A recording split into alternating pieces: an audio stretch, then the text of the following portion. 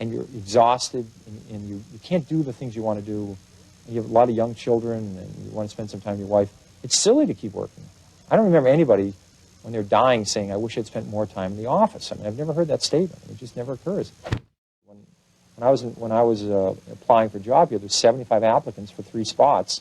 I was the only one to caddy for the president for 10 years. So I got one of the 3 spots, and and I worked there for the next 21 years. And yet, personally, you didn't feel time was on your side. I mean, why do you pick up and quit at 46? It was a funny decision because I loved what I did. I loved my fund.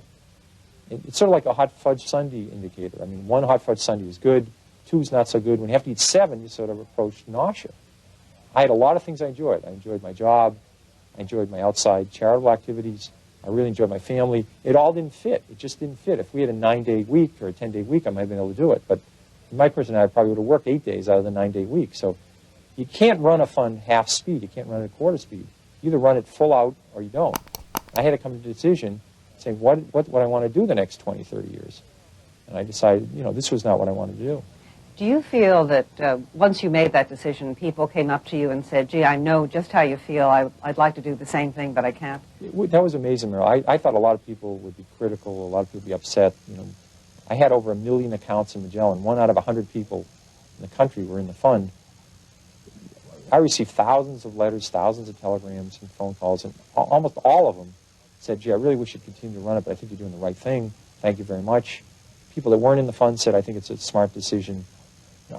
It was amazing. I mean, it was incredible. There was this outpouring of people saying, what a brilliant thing you're doing. I didn't think it was that brilliant. I just did it. What advice do you give those of your generation toying with the idea of getting off the fast track?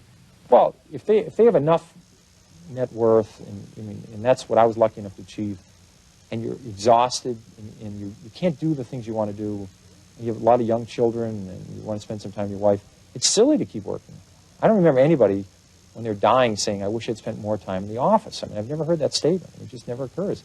I mean, you ought to say to yourself, what's good, what's fun? And if you've been blessed with enough net worth, it's silly to keep doing what you're doing.